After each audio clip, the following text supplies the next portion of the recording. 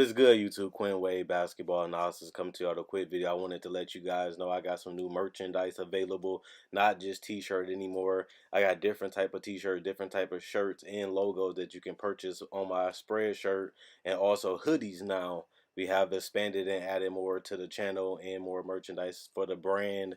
Thanks for supporting. It will be in the description and the links will be in the comment section below. Thanks for helping me and supporting the movement. Quinn Wade Basketball Analysis. I'm going to check out the video. What is good, YouTube? Quinn Wade Basketball Analysis coming to y'all with a quick video. We're going to talk about the Milwaukee Bucks, the NBA best team in the NBA last year, the only team to win 60. They forced their way and made it look easy in the NBA Eastern Conference, getting out of the first round with a sweep, getting out of the next round in 5, and going 2 up on the eventual champions, the Toronto Raptors. You have to give this Bucks team a lot of credit. They was the surprise team of the league. We knew how great Mike Budenholzer was. I thought that's the coach they should have went with. And they ended up doing it, and he's a coach that has shown that he has championship pedigree. He can get a lot out of his role players. He can make a lot of players look better than what they actually are. And he runs good things, and he makes the offense a lot more fun and a lot more easier for everybody. We've seen Chris Middleton have a great season. We've seen Bledsoe have his best defensive season. He had the body. He had everything. It just he didn't have the right scheme and the right person to still be on him. And he ended up becoming the best defensive version of himself. We also seen Giannis take a step forward defensively. And we also seen him become more of a team player, sitting out some games, being the leader, going out there trying to take over games, and he ended up getting his first ever MVP. You also had other guys that stepped up, like Brogdon, who stepped up. He looked pretty good in the playoffs. Probably the best version of Brogdon we've done seen, and he was coming off an injury. And the bench was pretty solid throughout, and they was tinkering with the roster all year, and they never really settled until it was the final days of going to the NBA playoffs, and that's why he ended up winning Executive of the Year. So they got a new culture, they got a new arena, they got new players this year. They got a lot of excitement based off what they did last year. They got the reigning MVP that's not even 25, and he's looking to destroy the league. He has gotten better, in my personal opinion, every single season, and I don't think that's going to stop this year. I know he didn't play well in FIBA, but those are just 2 different games and just 2 different rules, and it ain't the same in the NBA as it is in international basketball. But what I will say is the Bucks have been riding on the high. They ended up having a disappointing season by not even making it to the NBA Finals and losing 4 straight games. They looked at like they was the best team in the NBA at majority of the season, even in the playoffs at one point. Like I said, they was up 2-0 on the Raptors, and they had a big chance to go up 3-0 on the Raptors in Game 3, but it didn't happen.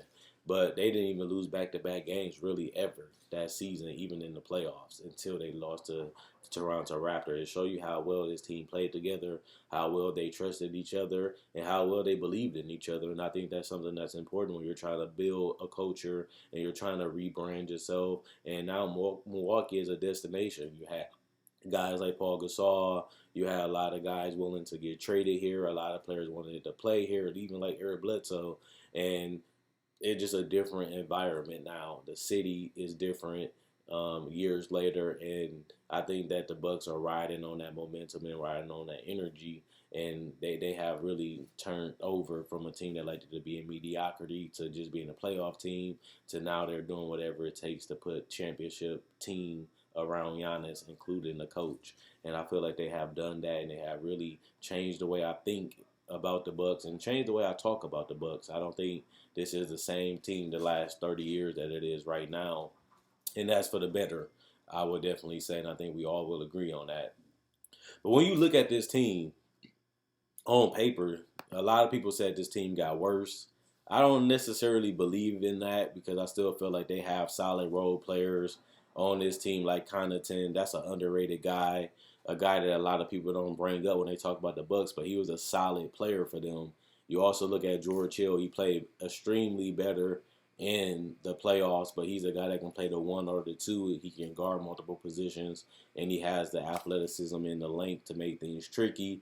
You still do have Ersan Ilyasova, a guy that play real well overseas, but he also gives floor space into Giannis. You still got Kyle Korver, who they just brought in. He's a three-point specialist. He's one of the best shooters ever, and that gives the floor spacing that Giannis will need to be able to continue his dominance in the paint, and it gives him a weapon in that corner. And then you also got to look at Wesley Matthews. This is another guy that you can't really leave open or unless he's going to torch you. The best part about these guys is that they like to continue to move. So that way it keeps the defense honest. They can't just stand still and just let Giannis just do whatever he wants to do and kick it out. These guys move. These guys continue to put effort and energy. Wesley Matthews is a solid defender. He's no longer a great defender, but he is still a good competitor. You look at Robin Lopez, that gives them size, that gives them a guy that they can put there as a rim protector, a guy that can be a more of an inside threat, unlike Brook Lopez, who mostly like to play out on the perimeter.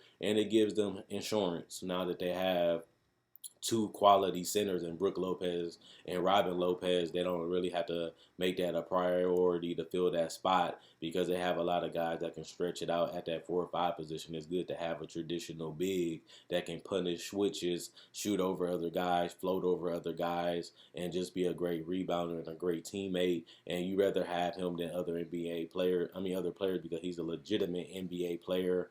You look at Chris Middleton, his efficiency went up. He had a great playoffs the last 2 years. He disappeared a little bit this year, though, and I feel like that's something that he's going to have to improve on. I feel like they paid him like a superstar player. He was an all-star last year. I thought he should have been an all-star for the last 2 years, but he didn't make it this year. But he's going to really have to up his consistency because they're really going to need him to do something consistently. Even in the playoffs, he's going to be reliable, especially without Brogdon. We know Bledsoe isn't the best shooter. We know he's not the best scorer. So Chris Middleton, he's getting paid like a superstar. He's going to have to play up to that contract unless he's going to be he's going to get criticized a lot. And he's a guy that can play that 2 or 3 position because he has the ability to play on and off the ball. And he can post up a little bit. He can isolate in the mid-post and shoot over a lot of players. He can knock down spot-up threes. He can come off screens and knock down shots. So I think he's an intricate, smart part of this offense, and he's really going to have to step his game up. Now that Brogdon is gone, he's going to have to be more relied upon. And this team played well without Brogdon, so it wasn't like they needed Brogdon to be great. They played well in the regular season without him, and I think that they have a great bench. They have great players and they have team first players, and I think that's very important with a team that's coached by Mike Budenholzer. DJ Wilson is a little sneaky. He can really be an X factor sometimes. He can knock down 2 to 3 threes, get out in transition, and do small little things like that. Same with Sterling Brown. Sterling Brown is a guy that you can rely on now. He wasn't a legitimate, noticeable player, but when he got the minutes, he produced, and I think that's important because when injuries come, you still have a couple guys that can play that guard or forward position, and you don't have to really worry about losing too much when somebody goes down for a small period of time. I like the other Antetokounmpo, his brother, his older brother. I think that this is a trial and error. Same with Dragon Bender. I think Bender could be helpful. He can also be a guy that gets no playing time at all because of Robin Lopez and Brook Lopez. But I also think he's a guy that can develop because of Mike Budenholzer going to make his job a lot easier in practice and on the court if he does play. So Bender gives you outside shooting.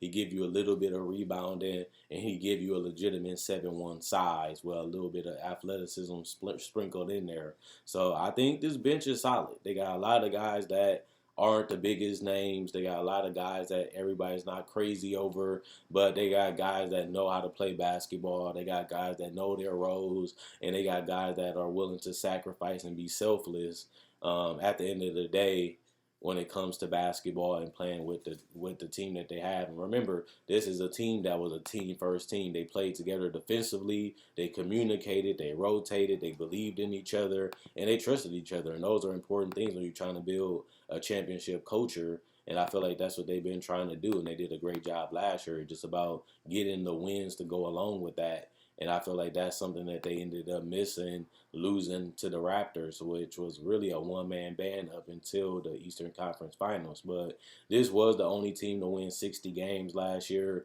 They was first in points per game with 118. They was first in rebounds with 49. They was seventh in assists at 26 per game. So it just shows you how great of an offensive team this is. They show you how great they love floor spacing. They love using Giannis as a playmaker, but I feel like they have even more reliable shooters this year. I feel like Chris Middleton is going to take it as a challenge to get better and become just a 20-point scorer, something that he hasn't been able to do. But I think this is what he's going to have to do if they're going to fill that void with Brogdon, especially in that starting lineup. They're going to have some need people that can really create their own shot to make the job a lot easier on Giannis offensively. I feel like other than that, they got a lot of guys that they can plug and sprinkle around the whole court, and they can get a lot of value out of those guys. And a lot of those guys can knock down shots. A lot of those guys can play off the ball, and a lot of those guys don't demand the ball. And I think that that's something important when you have guys like Bledsoe and Giannis, when you get surrounded with shooters, but they also can be themselves, which is handle the ball and make plays for other people, and also create a lot of chaos in the paint. And those guys that they have either can shoot or play off the ball or does well knocking down shots from other players making it for them, or creating a shot for them and making it easier and giving them those open looks. So this isn't the most mind-blowing crazy roster, but this is one of the best rosters the Bucks have had in the last couple of years. I know a lot of people are down because they don't have Brogdon, but you got to move on. You know, you only can pay so many players. You only can really give so much money, and 85 million is something that they literally couldn't afford. But I feel like they got deeper, in my personal opinion. They kept the main core: Giannis, Brook Lopez, Bledsoe, and Middleton, that won them a lot of games last year. And I think that that's not going to stop this year. I wouldn't be surprised if the Bucks was the number one team again, but I really don't care about that. I just want to know if the Bucks can make it to the finals. You can't continue to be a dominant team in the regular season and continue to flop in the postseason. I think last year was just a huge step for them playing together, a huge step for Milwaukee, the city, the state of Wisconsin in general, becoming so dominant, becoming so popular. It was just crazy living in Wisconsin this last year, and the excitement is only going to be bigger this year coming off the season that they had last year. The job isn't finished. And a lot of people feel like Giannis has a chance to be the best player in the world. If you're the best player in the world, it comes with championships. People want to see that. People are going to judge you by that. And I ain't saying that Giannis has the best roster to win it all, but they do have the best chance, in my personal opinion, to get to the NBA Finals, and that should be their goal. When you look at the teams in the East, the biggest threats are really Philly and Boston and teams like that. But I don't even really think that they can score with the Bucks. I don't really think that they can beat the Bucks in a 7-game series. But I said that last year, and Toronto ended up beating them, and they was a little disappointed because Giannis couldn't shoot. Giannis didn't really rely on his teammates as much, and players didn't step up enough in those big moments, and they kind of cratered and they kind of crumbled.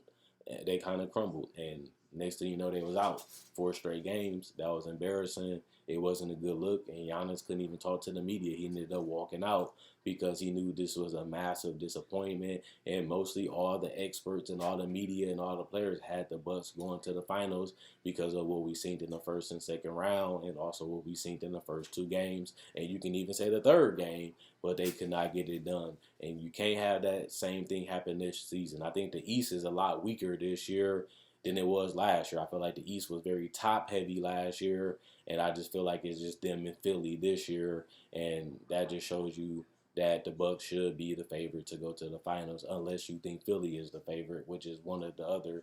But we don't know what's going to happen in the trade deadline. We don't know what's going to happen throughout the season. Like Philly traded for Jimmy Butler, they traded for Tobias Harris, and that made them a bigger contender. So some teams can move up, some teams can get better as the season continues to play out, and that's going to make the threat for the Bucks. But other than that, to me, they're coming in this season as the favorites in the East, and it's a great thing to say. But I also want to say that's not the point of this season. The point of this season is to get back to the Eastern Conference and advance to the finals and have a chance to compete for a title, which they failed to do last year. And that's what I'm judging them on this year, because they have the superstar, they have the roster, they have the role player, they have the coach. And to me, that's the only reason why they shouldn't be nothing less than a finals team. Even if they lose in the finals, they still one of the best teams in the entire NBA, not just the East. So we seen that last year. It's just about time for them to get it done this year. And that's all I really want to see from this team. That's a question. Can this team make it to the finals? Will they make it to the finals? And what they're going to do in the finals? That's what they should be judged upon this year, just like last year. And hopefully they don't disappoint. Let me know what you guys think, though, about the Milwaukee Bucks in the comment section below. Like this video, check out my older videos on my channel. I have many playlists. I break down rookies, I break down players, I break down summer league. I do cover the draft, and I got a mock draft up already. Not only that, I do podcasts, and I also talk about the game of basketball, whether it comes to summer league, free agency, trade deadline, buyouts, and also I cover top 10 discussions and stuff like that. So you like this type of video, you like the NBA, check out my older videos and my playlists. I enjoy making these videos. You guys enjoy watching.